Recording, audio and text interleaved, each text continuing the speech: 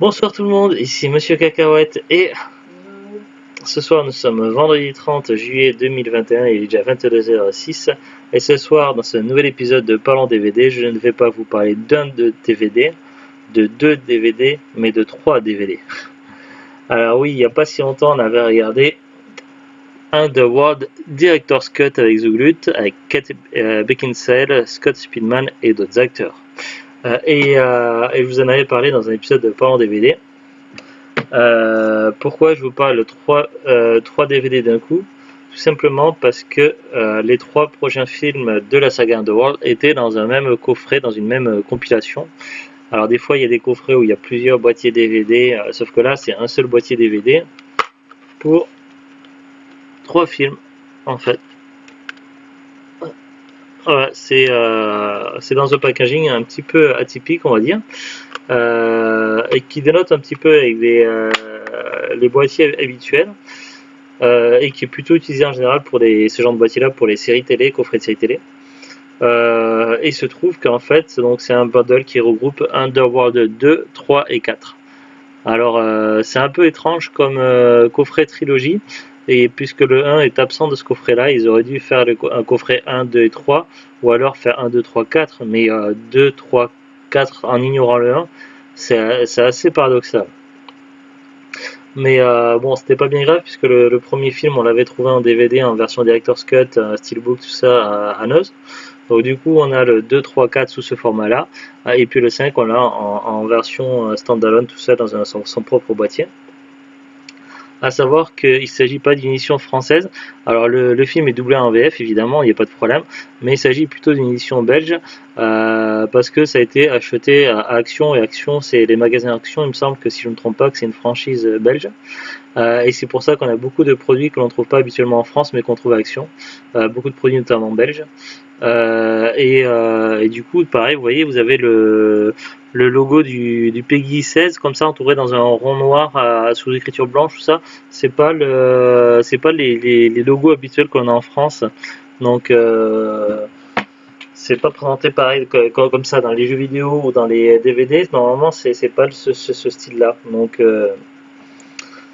voilà, donc c'est tout, c'est comme ça. Donc on les a c'est une série de films qu'on voulait vraiment avoir résolus, on les a eu dans les formats qu'on a trouvés, et puis c'est tout. Alors on suit les aventures, donc de la suite des aventures de Selene. Dans le premier film, elle faisait la connaissance de Michael, qui était un humain qui est devenu un petit peu malgré lui un être un petit peu à part entière, puisqu'il est de simple humain descendant d'Alexander Corvinus, c'est ça hein? Corvinus. Ouais, voilà, donc il était un simple humain mortel descendant direct d'Alexander Corvinus, le père des lycans et des vampires. Il s'est retrouvé, il est devenu moitié hybride, moitié vampire, moitié loup-garou, moitié lycan. Et du coup, il s'est retrouvé mêlé à des histoires surnaturelles, sachant qu'il y avait des conflits, à la fois déjà il y avait déjà une guerre entre les vampires et les lycans, mais en plus de ça, en interne chez les vampires il y avait des conflits en interne, et Selene a fait des découvertes, et puis Victor a été réveillé, et ça s'est mal fini. Ça c'était un peu le speech du premier Underworld. Maintenant, donc, je vais vous lire les synopsis des autres Underworld, et puis je vais essayer de faire un petit résumé, un petit peu comme j'ai fait d'habitude. Alors, le deuxième film, Underworld Evolution. Alors, on a évidemment le résumé, il est en 2 langues, en flamand et en français. Donc, il y a NL et FR. Alors, en flamand, donc, alors mon accent est très mauvais. Kate Beckinsale is terug als de eldrittige vampire Selene, ter vigile der Orlog tussen die des dealer en de lycan vorstrast, slan Selene, die vampire Krieger en Michael die werewolf Friedbrid, de handen in elkaar onachter de gemen van bloedjinden te komen. Bon, ouais, on a rien compris. Alors, on va le faire. J'ai compris Célène, On va le faire en français. Michael Alors, et télécommande. Kate Beckinsale est de retour en tant que l'héroïne vampire Selene dans la suite très attendue d'Underworld, alors que la guerre sévit entre les dealers de la mort et les lycans. Alors le terme dealer de la mort, c'est plutôt, il me semble, dans les films, il parle de faiseur de mort, parce que dealer de la mort et les lycans. Selene, donc Beckinsale, la guerrière vampire et Michael Speedman, l'hybride loup-garou, œuvrent ensemble pour déverrouiller les secrets de leur lignée respective. Alors, nous ce soir on a vu le quatrième film, donc nous ce soir on a vu Nouvelle Ère, Évolution et le soulèvement des lycans, c'était la semaine dernière que vous avez vu. Évolution c'était samedi de la semaine dernière, et Rise of le soulèvement des lycans c'était le dimanche de la semaine dernière. Non, c'était vendredi. Bah non, parce que vendredi c'était Underworld Director's Cut. Ah oui, oui. C'est vendredi, samedi, dimanche. Ouais. Donc ça fait pratiquement une semaine qu'on avait vu Underworld Evolution. Alors j'essaie de rassembler un petit peu mes souvenirs. C'est un film que j'avais vu pour la deuxième fois, ouais. Autant j'avais déjà vu plusieurs fois le premier Underworld, autant le 2 et le 3 je les avais vus qu'une fois, donc c'était la deuxième fois que je le voyais. Le 3, je me suis même pas rappelé l'avoir déjà vu quand je l'ai vu là. Alors pour le 2, donc ça. Si j'avais fait 1, 2, 4. Le deuxième film il prend part quelques instants après la fin du premier film. Alors là je vais être obligé de spoiler un petit peu. À la fin du premier film, Selene elle tue Victor, donc un des grands anciens vampires.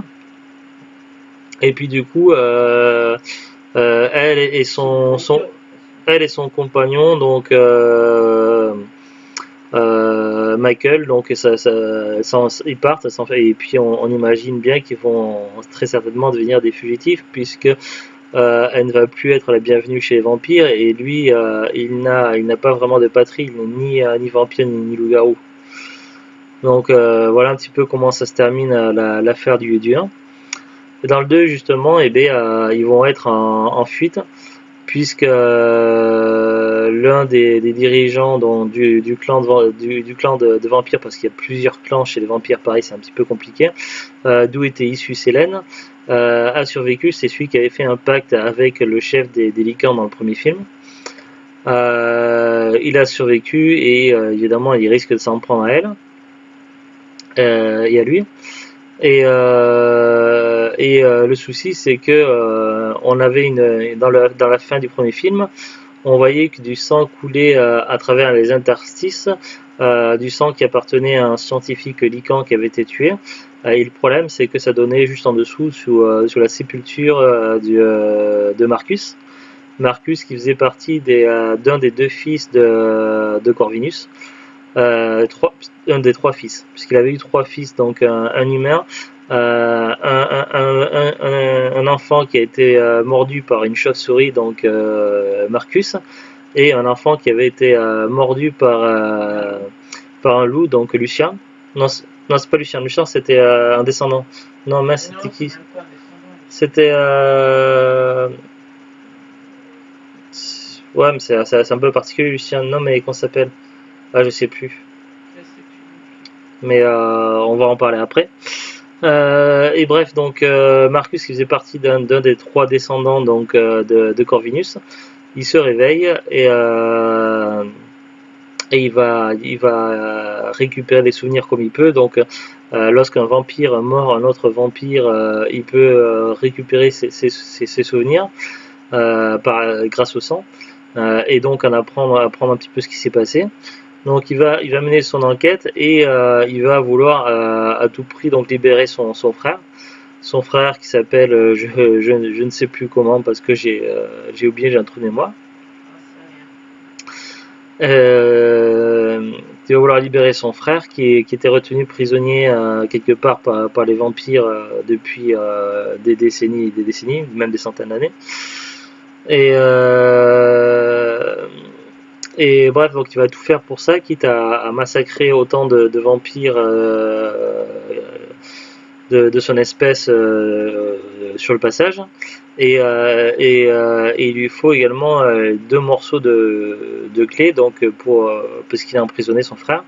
Et non, j'ai pas dit qu'il les avait emprisonnés, mais c'est Victor qui avait emprisonné son frère dans le passé, et il veut récupérer 2 morceaux de clé, en sachant que l'un des morceaux de clé est détenu donc par son père, par Corvinus, et l'autre morceau de clé, non, pas par Corvinus.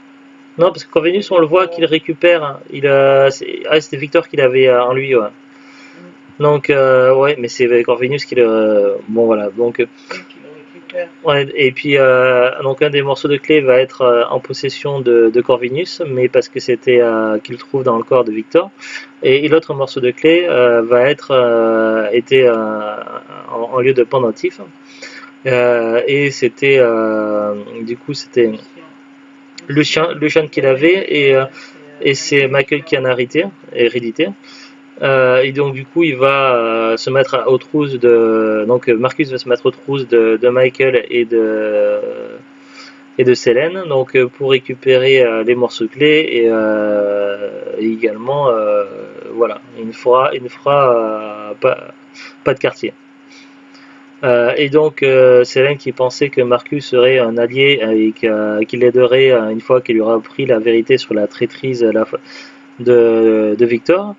Sauf que pour Marcus, Victor n'a eu que ce qu'il méritait, et il ne sera pas gentil pour autant. Donc voilà, ça va être un petit peu le cauchemar de Selene et de Michael. Ils vont être à la fois, ils vont avoir des problèmes avec les vampires et avec Marcus, et du coup ils vont faire la connaissance de notre vampire qui était qui était entre guillemets emprisonné.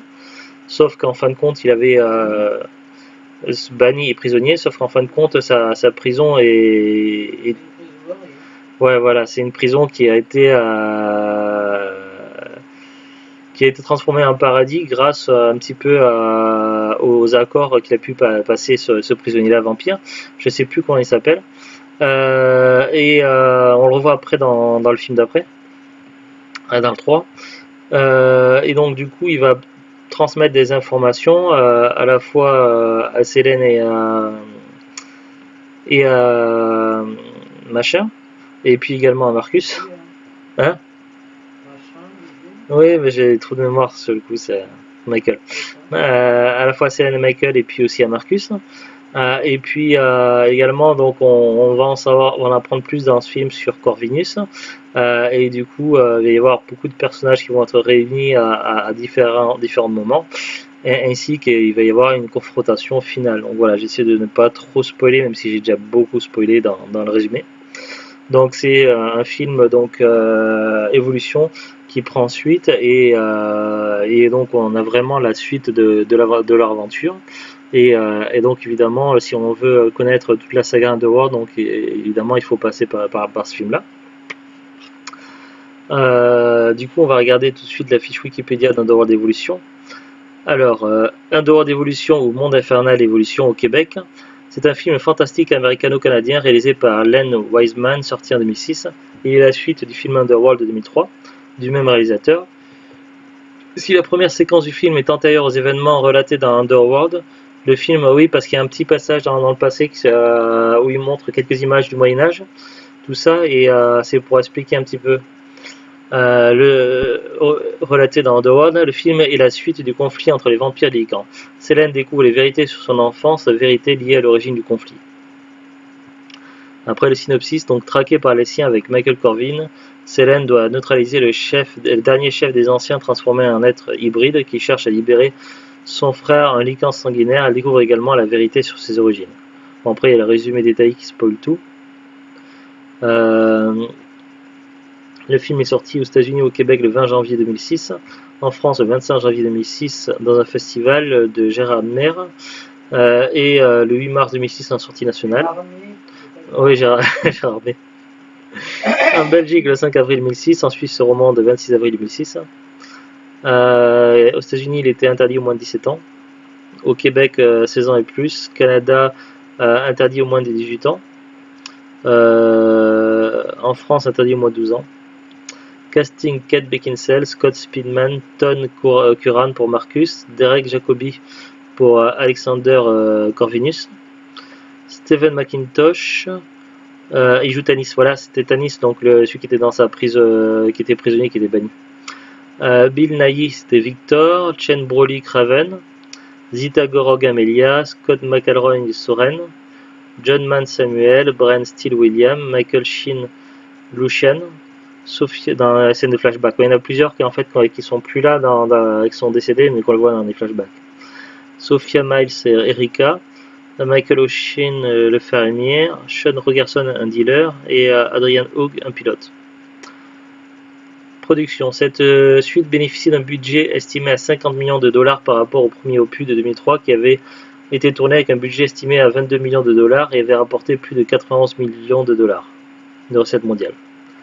La petite fille qui incarne Selen Jeune n'est autre que Lily Mo Chin, la fille de Kate Beckinsale et Michael Sheen. Ah. Le tournage, donc c'est sa propre fille qui la joue elle-même. Le tournage a lieu, donc, etc. Bon, après, c'est pas très intéressant. Il y a des prix, des nominations, tout ça. On va passer à la suite. Donc, le film d'après, c'est Underworld 3, donc c'est le soulèvement des Lycans. Et là, chose assez étonnante, c'est que le film ne se passe pas après, mais il se passe bien avant le premier Underworld. Il se passe à une époque où on est plutôt au Moyen-Âge avec des chevaliers en armure, des chevaux, des lycans et des vampires. Normal pour du Moyen-Âge. Non, on ne sait pas trop s'il y a eu vraiment des lycans et des vampires au Moyen-Âge, mais bon, c'est vrai que ça fait partie un peu du folklore et voilà, c'était un petit peu pour décrire. Alors, Underworld, Rise of the Lycan. L'antépisode retrace les origines de la querelle vieille de plusieurs siècles entre les vampires aristocrates connus sous le nom de dealers de la mort et leurs esclaves d'autrefois, les Lycans. Alors c'est un film intéressant et je crois que c'est un de mes préférés sur les 4 que j'ai vus. J'ai pas encore vu le dernier, le 5. Il est vraiment très très intéressant puisqu'on apprend déjà beaucoup de choses, tout ça, donc c'est vrai que ça met un petit peu en suspens, donc on ne sait pas après ce que deviennent Selene et Michael. Ça met un petit peu en suspens leur histoire, mais c'est temporaire, c'est le temps d'un film. Donc heureusement après on a quand même la suite. Mais voilà, ça permet de comprendre un petit peu l'origine du conflit et un petit peu qu'est-ce qui s'est passé. Et en fait, le souci c'est que les descendants, donc les descendants directs, comme ils appellent ça, les sangs purs, donc de celui qui était le premier des Lycans, donc l'un des 3 fils de Corvinus. Je me souviens jamais de son nom, je suis désolé. Donc le problème c'est que ces descendants directs, ils restent en aspect loup-garou de manière constante. Ils savent pas devenir humains en fait. C'est leur côté bestialité qui a pris tout sur eux. En fait, ils ne savent plus se contrôler, ils font n'importe quoi et ils font des massacres à tour de bras et c'est un carnage. Et donc en fait, ils ont côté animal et pas humain, ils ont plus côté humain. Et oui, oui, c'est ce que je viens de dire, ils ont plus du tout leur humanité. Et du coup, les vampires qui sont descendants plus ou moins directs jusqu'à un certain degré, donc du premier fils d'Alexander. D'ailleurs, le descendant direct, c'est Marcus, mais Marcus, à ce moment-là, le temps de ce film-là, je crois qu'il était en sommeil, non? J'ai pas souvenir qu'on le voyait. Je crois pas. Hein. Il devait être en sommeil. Puisqu'en fait, ils essayaient, les anciens, ceux qui dirigeaient les clans de vampires, les anciens, ils essayaient de dormir à tour de rôle pour pas éviter de se prendre la tête entre eux et pour éviter que ça dégénère. Surtout que Victor et Marcus n'étaient pas très très potes et que si Victor parce que Marcus en voulait à Victor parce que son frère était prisonnier, mais Victor ne pouvait pas s'en prendre à Marcus puisque il y avait la fameuse légende qui avait dit que Marcus que s'il mourait, tous les autres allaient mourir. Donc en même temps, si Victor tuait Marcus, le trahissait, il risquait de mourir. Et donc ça permettait à Marcus de ne pas se faire assassiner dans son sommeil. Et donc c'est pour ça qu'ils avaient fait des roulements pour dormir à tour de rôle. Donc en sachant que c'est Marcus qui avait inventé ce truc-là, qui était totalement bidon, mais invérifiable, puisqu'il était le premier de s'aligner, ça s'était jamais été vérifié, quoi. Oui,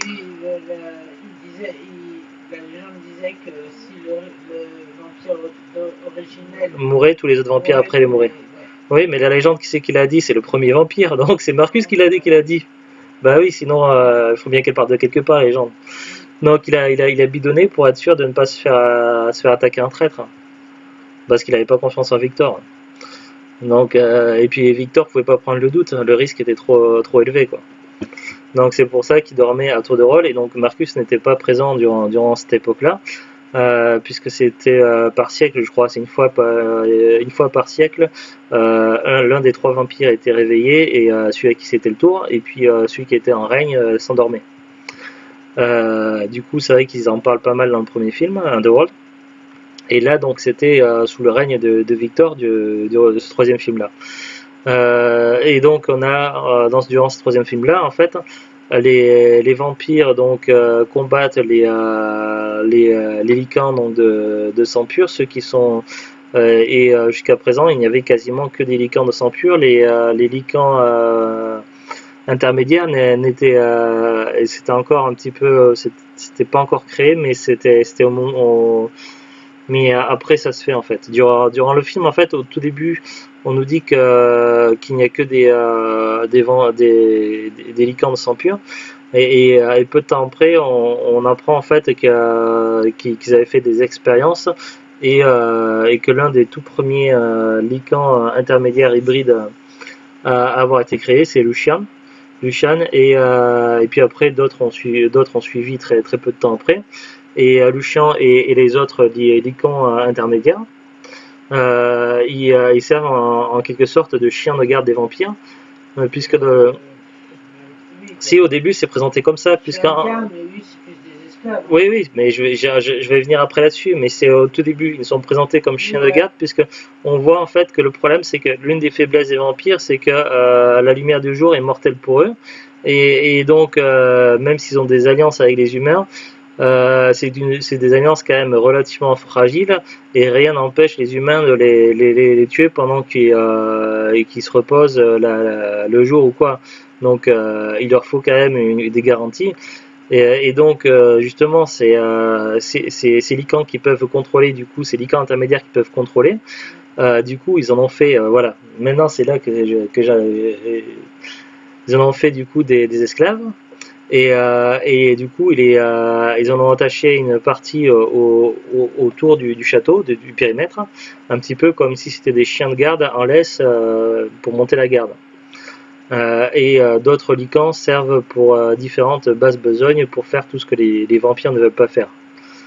Donc voilà, c'est une horreur, et donc c'est de l'esclavagisme de licans mené par les vampires. Et tout le monde, ça ne plaît pas à tout le monde. Alors du coup, durant ce film-là, on apprend que les humains donnent régulièrement des offrandes en or, en argent et autres richesses aux vampires contre leur protection. C'est quelque chose qui s'est déjà vu beaucoup, très souvent dans les films de gangsters. Donc en gros, les vampires sont un petit peu comme une mafia, et ils raquettent les humains, quoi. Grosso modo, c'est un petit peu ça le délire. Sauf que les humains ne savent pas vraiment que c'est des vampires. Ils ne connaissent pas, ils ont entendu parler de rumeurs, mais ils ne savent pas vraiment qu'ils sont face à des vampires. Et les vampires sont censés leur apporter leur protection contre les licans. Sauf que les vampires sont débordés par les licans. Les licans, on parle toujours des licans de sang pur, donc ceux qui ne se contrôlent pas. Et du coup, tout commence à partir petit à petit en vrille. Et durant l'une des expéditions menées dehors, donc une vampire est sauvée de justesse par, je crois qu'il est tiré à l'arc ou à l'arbalète, je sais plus, par Lucian, donc qui la sauve. Et cette fille vampire là, c'est la fille de Victor. Et donc après je vais essayer de ne pas trop spoiler, mais Et donc en fait, on apprend durant ce film-là que qui gardait ça secret, mais en fait, la fille de Victor et Lucian, ils ont une relation. On le sait déjà depuis Oui, on le sait à partir du premier film. Oui, non, mais par rapport à d'autres trucs, je vais essayer de ne pas trop spoiler. Mais voilà, on le sait déjà après le premier film. On sait qu'il y a eu un drame, tout ça. On sait, du coup, quand on voit ce film-là, on sait déjà comment ça se finit. Et c'est déjà la tristesse déjà de base. Mais voilà, si on a vu le premier film. On ne sait pas comment, mais on sait déjà qu'il y a un truc. Si, ils le disent dans le premier film. Et comment elle meurt. Oui. Et t'as même des flashbacks. C'est assez bref, mais si, c'est quand on a Lucian justement, et les passages où il y a Lucian. Donc on sait malheureusement le drame sur le destin de sa compagne, mais voilà, donc comme ils savent que ça va être pas compris par les leurs, surtout par Victor et les autres vampires, donc Lucian et la fille, donc je sais plus comment elle s'appelle, ils tiennent donc leur relation secrète et elle fait semblant de ne pas pouvoir le voir, et ils se voient en cachette. Mais le problème, c'est que cette vie-là n'est plus possible, et Lucian rêve d'une chose, c'est de pouvoir partir, de lui et ainsi que tous les autres prisonniers, tout ça, la liberté pour lui et pour tous les siens, c'est son plus cher désir. Le problème, c'est que donc du coup, c'est un petit peu autour de tout ça que va tourner le film. Le problème, c'est qu'évidemment, un secret comme ça ne va pas rester secret bien longtemps, et bien qu'ils vont avoir de l'aide, notamment de Tanis, dont j'ai parlé, qui était dans le précédent film, qui a été banni par Victor. Bien qu'ils ont pu avoir de l'aide, Victor va finir par apprendre ce qui se passe, et évidemment, il va leur faire payer très très cher. Et puis ça va se terminer évidemment par, comme le titre du film, le soulèvement des Lycans. Ça va se terminer par le soulèvement des Lycans, Lucius, de nombreux Lycans intermédiaires, ainsi que les Lycans qui ne peuvent pas prendre forme humaine, et il arrivera à les rallier également à sa cause. Et ensemble, ils vont réussir à se défaire des vampires, et les vampires vont devoir mourir ou s'enfuir. Voilà un petit peu la trame de ce deuxième film du Paklam et du troisième film, la saga Underworld. On va regarder ensemble la fiche Wikipédia d'Underworld 3, le soulèvement des Lycans, ou Monde Infernal, la révolte des Lycans au Québec.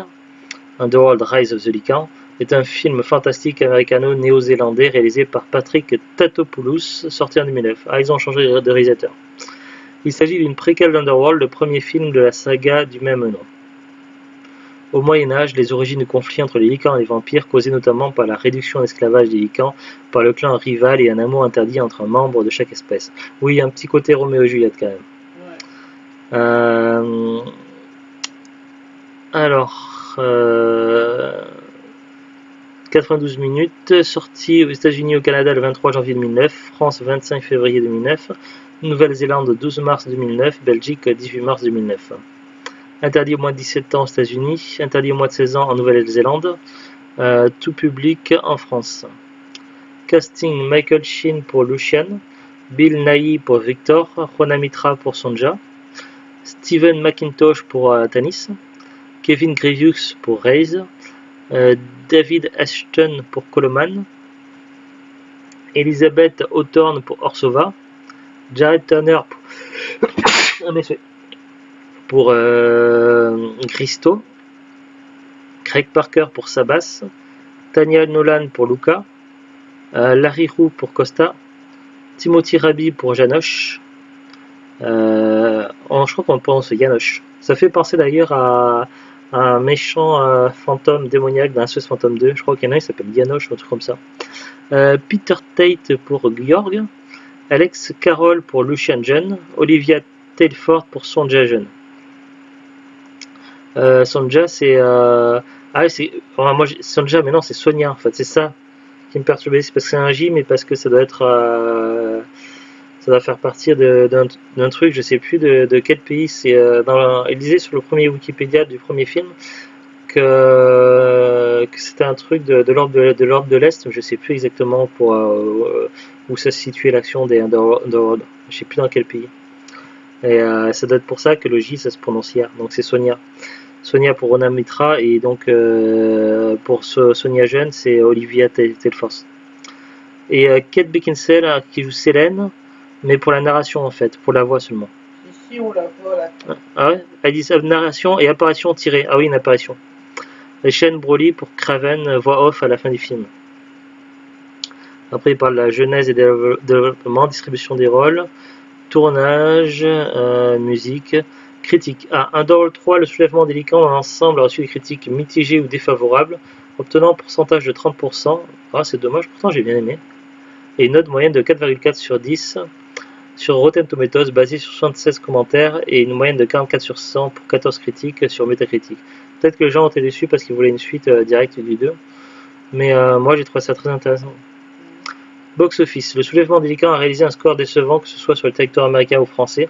Le film démarre à la seconde place au box-office américain, mais avec une recette assez similaire à Underworld à Evolution, mais chute durant les semaines suivantes pour finir avec 45,8 millions de dollars en 42 jours pour un budget de 35 millions. Bah, ils perdent pas quand même d'argent. En France, le troisième volet réalise le plus mauvais démarrage de la saga en débutant à 218 290 entrées, ouais, c'est quand même peu, lors de la première semaine, et une 9e place au box-office pour finir sa carrière à la 5e semaine avec 358 972. Ouais, mais en France, à part les comédies, il y a très peu de films qui font beaucoup d'entrées. C'est sûr, dès qu'il y a une comédie, là c'est sûr c'est le carton, mais voilà, c'est un petit peu comme ça le cinéma en France, c'est assez particulier. Mais c'est le cas pour un petit peu tous les genres de films. Que ce soit l'horreur, la science-fiction, le fantastique, tout ça, en général ça fait quand même assez peu d'entrées. C'est dommage. Distinction. En 2009, Underworld 3, le soulèvement des Lycans a été sélectionné 2 fois dans diverses catégories et n'a remporté aucune récompense. Il y a eu quand même quelques nominations. On va regarder maintenant pour le 3e film de ce pack et le 4e film de l'histoire. C'est celui qu'on a vu ce soir, c'est Underworld Awakening. Quand les forces humaines découvrent l'existence des clans du vampire et de Lycan, une guerre commence pour éradiquer les deux espèces. La guerrière vampire Selene mène le combat contre l'humanité. C'est le film qu'on a vu tout à l'heure. Alors là, ça reprend où on s'était arrêté donc dans le deuxième film. Alors on a d'abord une petite partie de narration, tout ça qui, je sais pas pourquoi, mais une partie de ce film, surtout le début, m'a beaucoup fait penser au deuxième film Resident Evil. Je parle pas des films d'animation, mais des films avec acteurs, avec Mila Jovovich.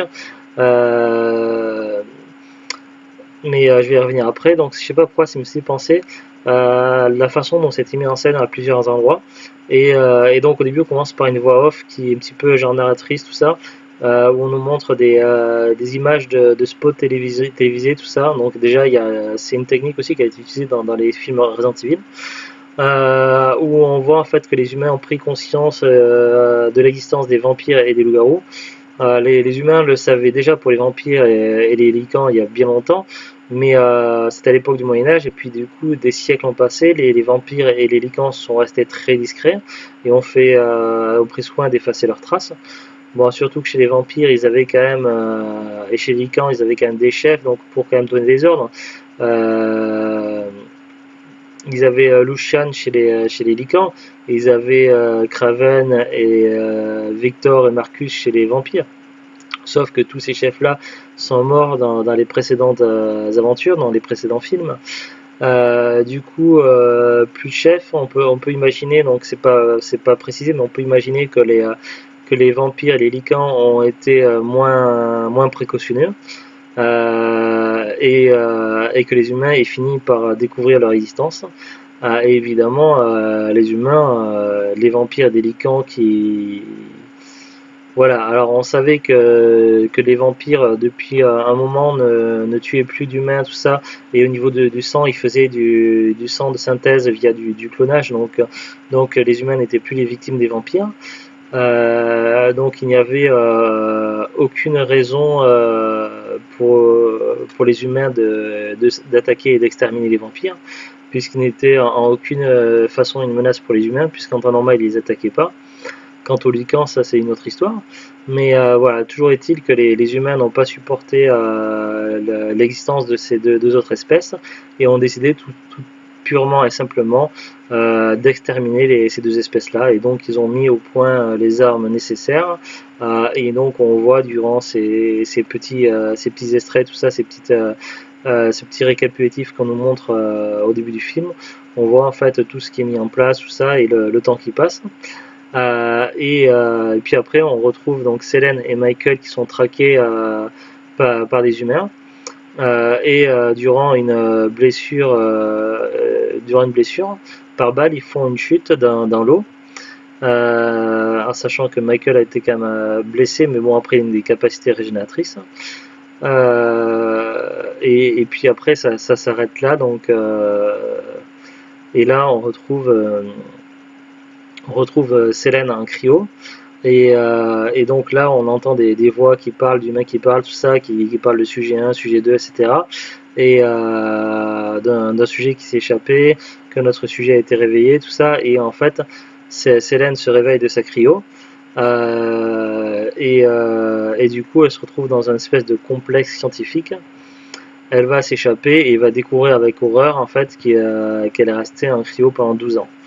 Et le fait, la façon dont on s'échappe, tout ça, la façon dont c'est mis en scène, tout ça, ça fait penser au début de Resident Evil 2, lorsque Alice avait été fait prisonnière par les humains, et elle avait, elle était humaine aussi. Hein. Elle était humaine aussi, et du coup ils ont fait des expériences sur elle avec l'ADN du Nemesis. Et du coup, ils en ont fait une supra-humaine. Et donc, elle s'échappe du complexe où elle avait été emprisonnée, en sachant qu'il n'y avait plus personne autour, plus âme qui vive. Et ça, c'était le deuxième film de Resident Evil. Et du coup, c'est vrai que une partie du début fait penser un petit peu à ça, de ce film-là. Donc voilà, je sais pas pourquoi, mais ça fait penser un petit peu. Et puis finalement, donc Selene va chercher à retrouver donc Michael, donc mais en lieu et place de Michael, en fait, elle va trouver une autre, elle va trouver le sujet 2, voilà, le sujet 2 avec qui elle a un lien particulier. Et durant ce film-là, donc j'essaie de ne pas trop spoiler, c'est assez difficile. Durant ce film-là, elle va tout faire pour protéger le sujet 2, et également elle va chercher donc oui, bah, elle va chercher évidemment Michael, mais j'allais dire, elle va également se faire de nouveaux alliés, et elle va essayer de se faire aider de ces alliés-là pour à la fois protéger le sujet 2 et essayer de savoir ce qui se passe pour Michael, s'il est toujours vivant ou non, et ce qu'il est devenu.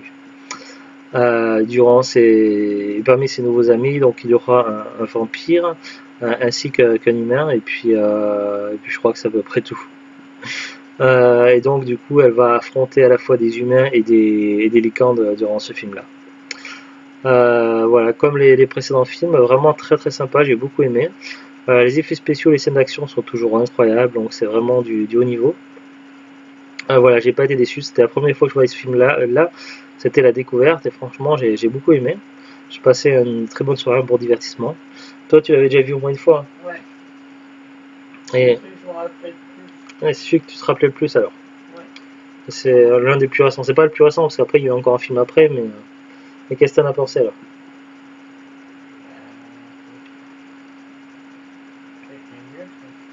Non.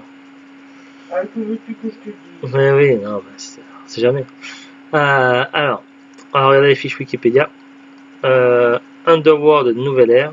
Oui, j'avais lu ici un petit ou Monde Infernal l'éveil au Québec.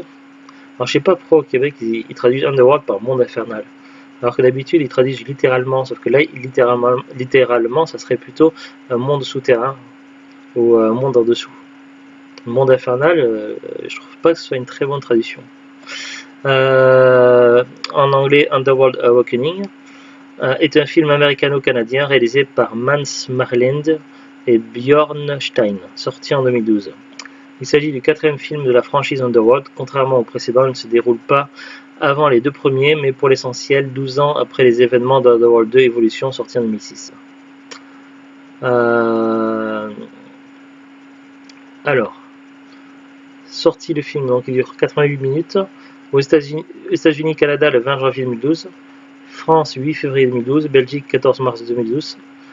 Aux États-Unis, il était interdit au moins de 17 ans. Canada, les moins de 18 ans devaient être accompagnés d'un adulte. 13 ans et plus au Québec. Interdit moins de 12 ans en France. Casting, toujours Kate Beckinsale pour Selene, alias le sujet 1. India Aisley pour Eve, le sujet 2. Michael Ealy pour l'inspecteur Sébastien. Stephen Rea pour le docteur Jacob Lane. Theo James pour David. Sandrine Holt pour le docteur Lida Daniels. Chris Olden-Reed pour Kint Lane. Charles Dance pour Thomas. Kathleen Adams pour Olivia. Ron Weir pour Jack Fletcher. Jacob Blair pour l'officier Kolb. Marvin Duercols pour Lestroy. Bill Nighy pour Victor. Ah oui, après ça c'est... il y a 4 personnages pour les scènes tirées du premier film. Donc ils ont pris Bill Nighy pour Victor, Michael Sheen pour Lucien, pareil, scène tirée du premier film. Tony Curran pour Marcus, scène tirée du second film. Shane Brolly pour Craven, scène tirée du premier film. Scott Speedman, Michael Corvin, scène tirée des premiers films. Ouais, parce que l'acteur ne joue pas en lui-même, c'est des scènes d'avant. Ensuite, il parle de développement, distribution des rôles, tournage, bande originale. Donc, si vous voulez voir, n'hésitez pas à aller voir sur Wikipédia, il y a quand même pas mal d'infos. L'accueil critique. Dans les pays anglophones, le film a obtenu des critiques mitigées, voire négatives, puisque sur Rotten Tomatoes, lui attribue un pourcentage de 27%. Ah, c'est peu, ça, c'est très peu. Dans la catégorie All Critique, basée sur 70 commentaires, et une note moyenne de 4,2 sur 10, et un pourcentage de 50% dans la catégorie Trop Critique, basé sur 12 commentaires et une note moyenne de 4,4 sur 10. Le consensus du site note qu'il y a plus d'action et moins de mièvrerie dans ce 4e opus que dans les précédents épisodes de la série de films, rendant cette aventure inconséquente. Tandis que le site Metacritic lui attribue obtient le score de 39 sur 100 basé sur 16 commentaires.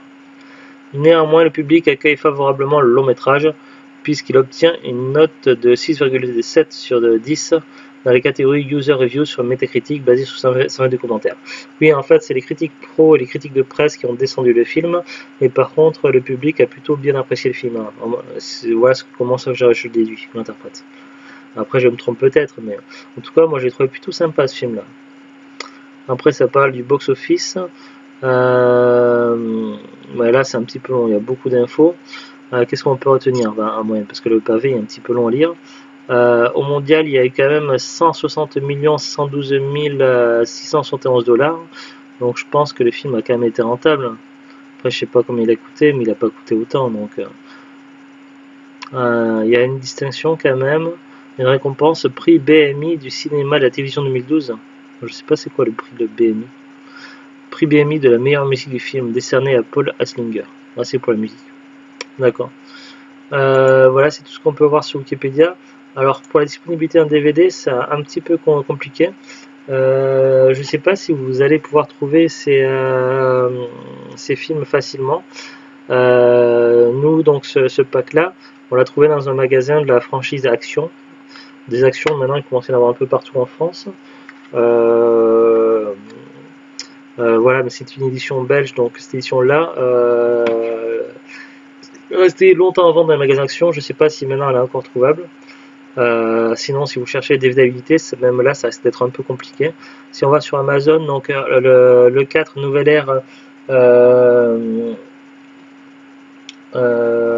dernier de ce coffret-là, donc il est encore trouvable, expédié, vendu par Amazon pour 11,98 €. Mais par contre, les autres ne sont plus trouvables sur Amazon. À part par Vendeur Pro ou en édition import qui n'ont pas langue français, et encore c'est pas évident. C'est un peu le gros bordel sur Amazon pour s'y retrouver. Donc depuis qu'ils ont changé leur façon de faire l'interface de site, c'est un petit peu la merde. Même pareil quand on cherche des jeux vidéo. Alors après j'ai regardé sur Rakuten, il y a un coffret qui existe qui s'appelle Underworld Intégral.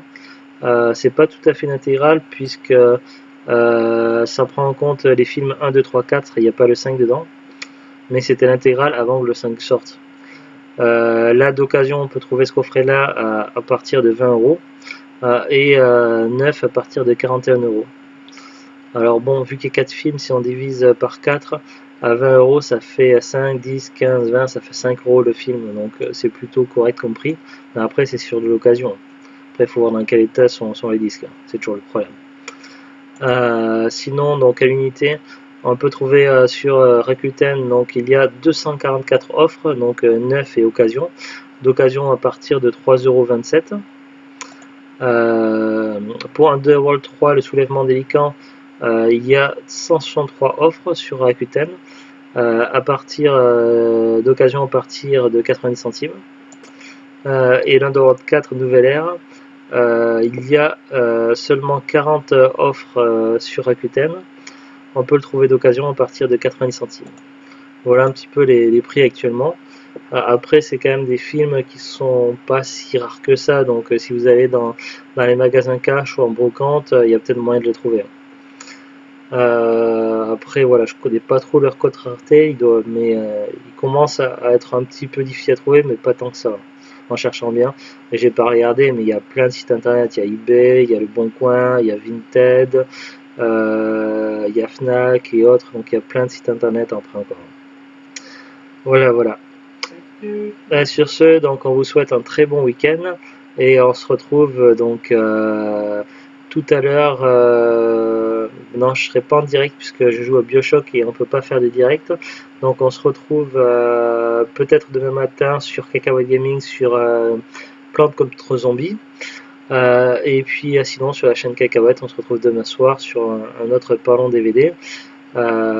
Et évidemment, comme on a fait un Underworld 4, je vous laisse deviner quel film on va voir demain soir avec Zulit. Pac-Man. Allez, à très bientôt, bon week-end.